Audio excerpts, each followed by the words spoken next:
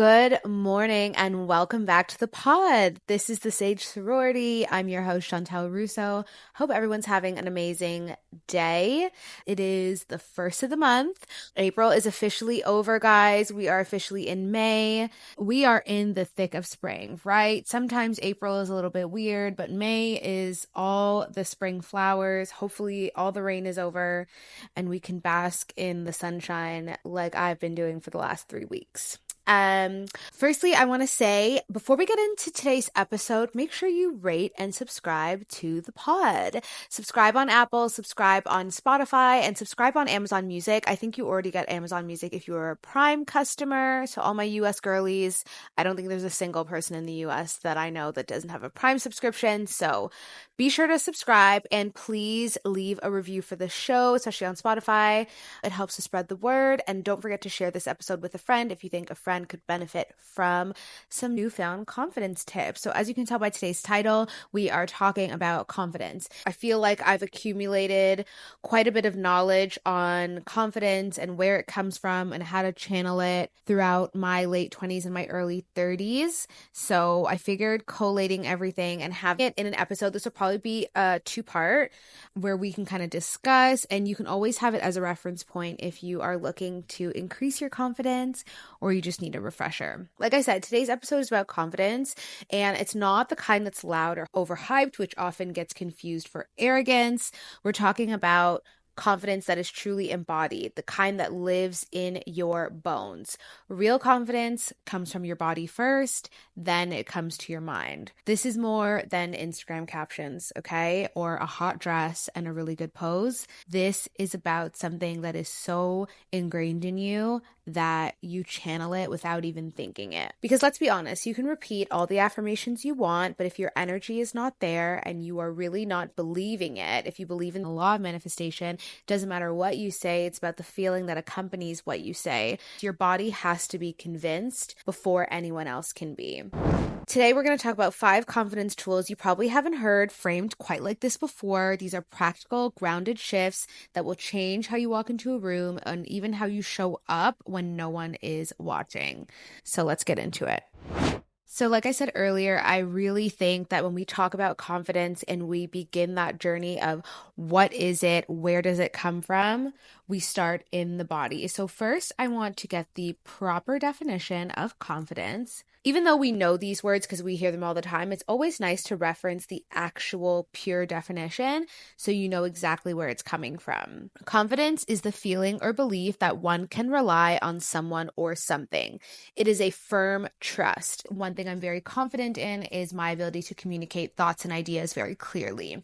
Just to give you an example, you can have confidence in many things, sometimes negative, sometimes positive, but it is the firm trust and the feeling of certainty to the truth of something. Now that we have the firm definition on confidence, let's get into my first tip, and that is your posture.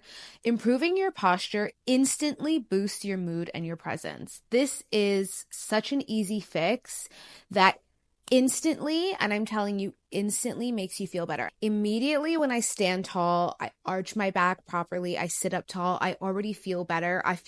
First of all, I feel like I breathe better when I sit up or stand up straight, and I'm sure that's connected. Having an upright posture enhances your self-esteem and your mood. Maintaining good posture is not just about appearance. It really does have psychological benefits, and even if you do it right now, you will feel an automatic difference. Research indicates that sitting or standing upright can immediately increase your self-esteem and reduce negative mood compared to a slouch posture. Some easy advice is just to stand with your feet hip width apart, keep your shoulders relaxed and your shoulders back, align your ears over your shoulders, and engage your core muscles gently. Think of a time you felt confident, perhaps during a presentation or an interview. Think about your posture in that moment. It's like models, right? You just have to kind of walk out there and keep your body straight, shoulders back, chin up, and you walk in like you own the place because you do. When you stand tall, shoulders back, chest open, spine stacked, your body sends signals to your brain that says, I'm safe, I'm grounded, and I belong here. I love that. It instantly shows me and reminds me that I am exactly where I need to be. I belong everywhere. and all is well. The alignment literally triggers calm and clarity in your body, and that is the building blocks of embodied confidence. So trust me when I say it starts from your body. As within, so without. Confidence tip number 2, slow is powerful.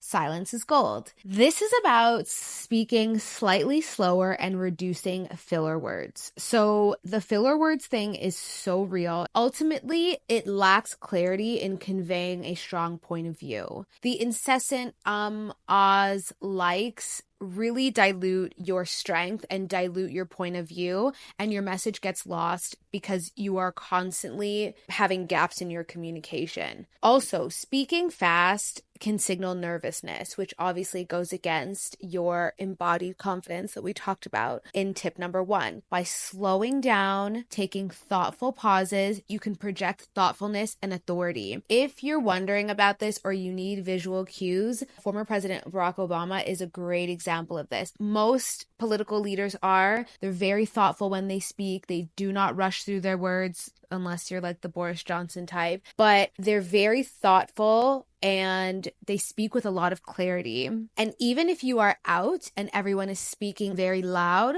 speaking lower than people, not whispering and not mumbling, but speaking lower at a lower volume than everyone around you can also convey confidence, thoughtfulness, and authority. Practice taking your time to deliver your point.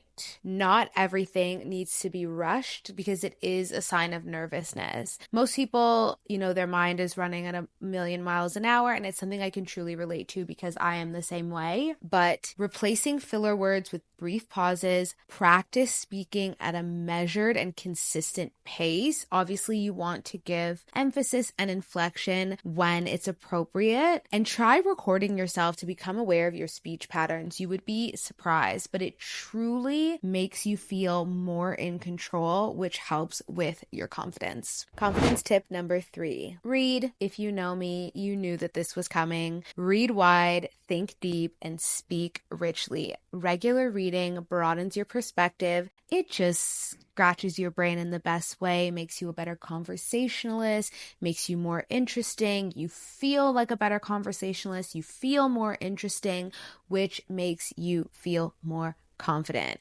Engaging with diverse reading materials. I'm always telling you guys to read diversely. Just like we have to eat diversely, we need to read diversely. Can improve your vocabulary, critical thinking, and empathy, all of which can contribute to very confident interactions. Also, fun fact, reading fiction increases your empathy. Most women I know don't have an issue with empathy, but if you do, I encourage you to read fiction. It puts you in the place of someone else and allows you to broaden that scope of empathy without even realizing it. Most men, I feel like, have an issue with empathy. So if you have a man in your life, give him a fiction book for Christmas, Easter, birthday, whatever. Set aside daily time for reading. It doesn't have to be long, 10, 20 minutes. Literally set a timer, keep your phone off, or keep your phone away from you and just focus. You say, I'm going to read this page and then explain what I read. A lot of people like to read before bed. It helps put them to sleep. Whenever you can get it in, get it in. Audiobooks are great. If you are a commuter taking the tube, a really great way to get in your, like they say, get in your steps, get in your words is on the tube. I find that it's the easiest way for me to read and the most enjoyable as well. And I encourage you to discuss your readings with other people. When you catch up with friends, ask them, are you reading anything lately? Have you read anything interesting lately? And if they haven't, start with yourself. Be like, oh, I actually read this article in The Atlantic, this article in the New York Times. I've recently been reading this fiction book. I've been on Spicy Talk, whatever. Spicy Talk is like sexy books on TikTok for those that are not chronically online. Whatever it is, it could be something short, it could be something long, but I encourage you to discuss what you're reading with other people.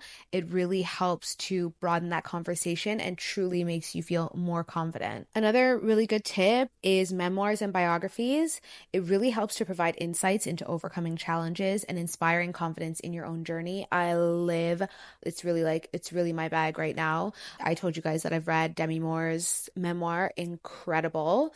I really loved Jessica Simpson's as well. Hers came out a few years ago. I'm in the process of reading Diane von Furstenberg's, a little bit slower for me, just going to be honest, but I do intend to finish it. And there was another one that I read. Oh, I think it's Glynis McNichol, I think her name is I'm Just Here to Enjoy Myself. She wrote a memoir a couple years ago. She's actually Canadian, but has been living in New York for like 20 years.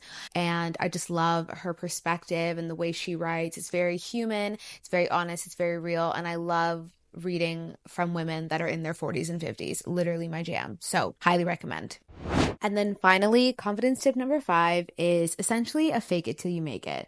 You're going to borrow the energy until it's yours. Use role models or even an alter ego to channel confident energy, even before you feel it. Now, this might sound a little off, and I purposely added it in as tip number 5 because it can be harder to kind of wrap your head around initially. But it's actually a really common idea, and it's a common energy that a lot of people channel. If you guys have ever listened to some of Beyonce's interviews, she often cites as Sasha Fierce was an alter ego. It was essentially a character that she came up with, and that's not a rare thing at all. Actors often do this. You know, when we see an actor doing an incredible role on screen, almost to the point that it's so believable, they are channeling that person thoroughly. You don't have to be confident necessarily to act confident, because confidence is a practice. It is something that you are committed to doing all the time. Oftentimes you don't think about it,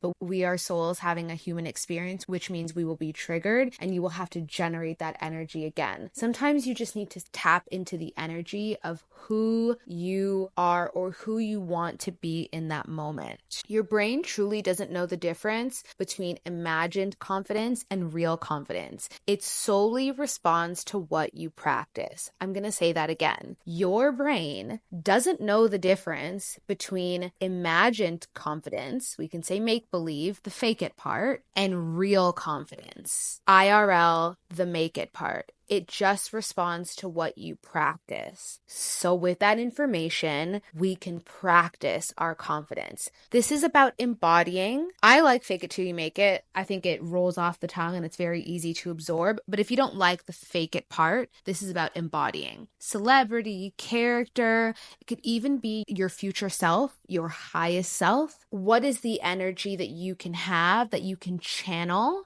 when you're feeling nervous, doubtful, or unsure? What would she say to you? How would she walk in the room? How would she hold silence? How would she speak? How would she convey her ideas? How would she showcase who she is without even opening up her mouth? Remember, we talked about posture, our physicalness. That is a really good way to convey energy and confidence without even speaking. But it can also be something as small as, what are the 3 traits I want to channel in this moment? Maybe you're going on a date. Again, these don't have to be the most intense situations of life that you need confidence for. Sometimes we need a little boost of confidence in our daily life. What do you want to channel before you walk into the bar? I want to channel someone who's fun. I want to channel someone who's energetic. I want to channel someone who is open-minded. Just repeat that to yourself, you know, as you walk from the car to the venue. I'm fun, I'm energetic, I'm open-minded. I'm fun, I'm energetic, I'm open-minded. Ease into that. How does that feel? It can take some practice, just like affirmations, but I encourage you to channel that. And if it's easier to separate that from your actual self, you can say my alter ego. Maybe you name your alter ego a name that you love, or you give it your middle name, or she's everything that you are on your way to be. What would she do? How does she own a room? Next time you're feeling shaky, think of her posture, think of her tone, think of her mindset, even if it's just for a few minutes. I'm telling you, it can really help. I actually just want to give one more tip because I do think that it's really important, and that is knowing how to say thank you.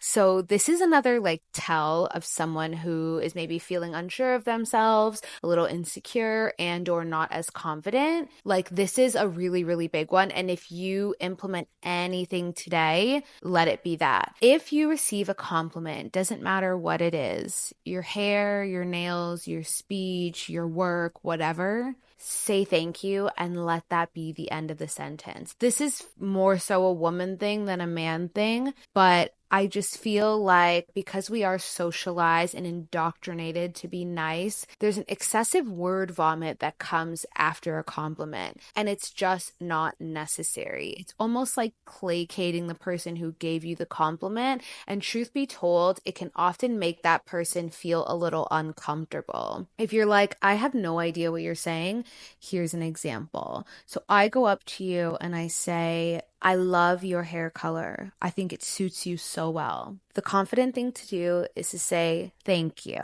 and let that end. Or what I like to say personally is I'll say, thank you so much. That was very kind of you to say. I think that's very graceful, very elegant. Not to toot my own horn, but my podcast, I'm going to toot my own horn. Because I also think I like giving a compliment back to someone else. And also I think that as women, we don't compliment each other enough. So I always want someone to know, especially if it was like a stranger, I always want someone to know that I'm grateful you went out on a limb and complimented me. It was very kind of you to say.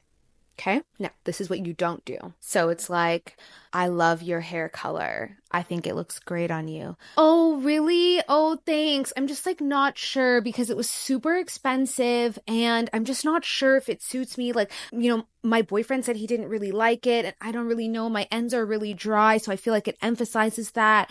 And I just wasn't sure. I couldn't make up my mind. So you really like it? Wow, that makes me feel enough. Yes, they absolutely fucking do. Yes, they do. They go into these long monologues about everything under the sun and cost of things. Like, you tell a woman that you liked her dress and you're like, oh my God, thanks so much. I got it on sale. Like, it's just like, I didn't ask any of that. I just said I liked it. I just said it looked good on you. Take the compliment. Know how to receive. This goes back to women not knowing how to receive because we are brainwashed into only being givers. Know how to receive a good compliment. And also, don't be smug. Don't be a jerk. Don't be like, ugh, yeah, of course. No. That's also not good. Very unladylike, very unelegant. But you do need to know how to accept compliments graciously. It's very important. And if you're a mother out there, I highly recommend you teach this to your kids as well. Because kids get compliments all the time and they need to know how to accept it. It starts very young. Deflecting compliments is often a form of self-rejection. I'm going to say that again. Deflecting compliments is often a form of self-rejection. If you are rejecting yourself off the top, what are other people going to do? Do not reject yourself. Next time someone says something kind to you, praises you, don't brush it off. Say thank you. End it there. Say thank you. That was very kind of you to say. End it there. Say thank you. That means a lot. End it there. Very important. And it can be hard. It can be hard because the word vomit is very real. And you might even feel a bit awkward if you say thank you and then like that's the end of the conversation. It's okay. You do not need to fill space with your words. Again, this is a woman thing and I learned this in sales.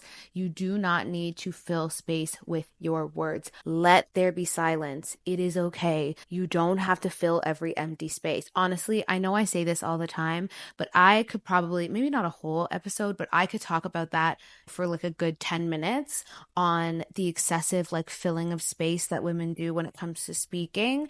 It's not good, especially at work and in our personal lives. Just let there be silence. It's okay. I know. Sit on your hands if you need to. But I really hope that this helps.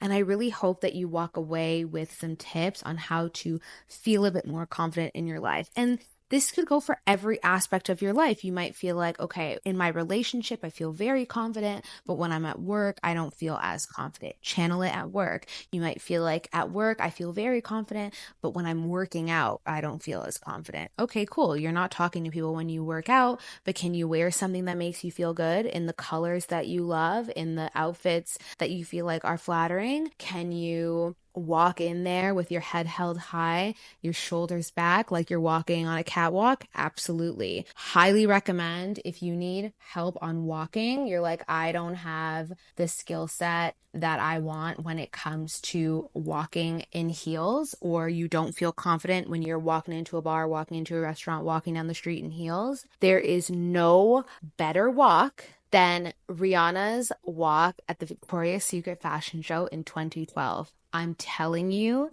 that walk is burned in my brain. Like literally, like you know how they brand cattle? Like that walk is branded on my brain. Whenever I feel like, I channel just an ounce of that. I would never walk like that, into a venue because where am I going? But I channel that one foot in front of the other, and you just walk like you or anyone you know just owns that place. You just walk in like you own that place. I'm telling you, watch her performance. She walks in like that and then performs. Watch that performance. She's very, very, very good. And that walk is killer. Like it was better than some of the models' walks. It was a killer walk. I hope that this episode gives you guys some serious takeaways.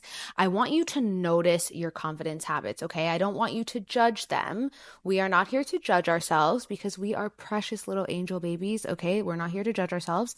We are just here to embody healthier habits, okay? Very important here. This episode gives you guys a little bit more range when it came to the confidence, right? We've got our physical things that we can fix. We've got our verbal things we can work on. We've got our mental. I'm always queen of reading in another life. I'm sure I owned a library or a bookstore. We've got the emotional aspect, knowing how to receive, and our energetic aspect, okay? So I feel like we've covered the full gamut. Pick what resonates, leave the rest. Try one or two of these this week and watch what shifts. Please let me know if you decide to implement any of these into your life. Message me on Instagram. I would love to know how it's going, and watch what shifts. Remember, you are embodying it and you are just really returning to who you really are, returning home, returning to yourself. I hope that this helps. Let me know if it does. Send this episode to a friend that you think could embody a little bit more confidence in her day to day. I love you guys so much, and I will talk to you next week. Have an amazing week. Bye.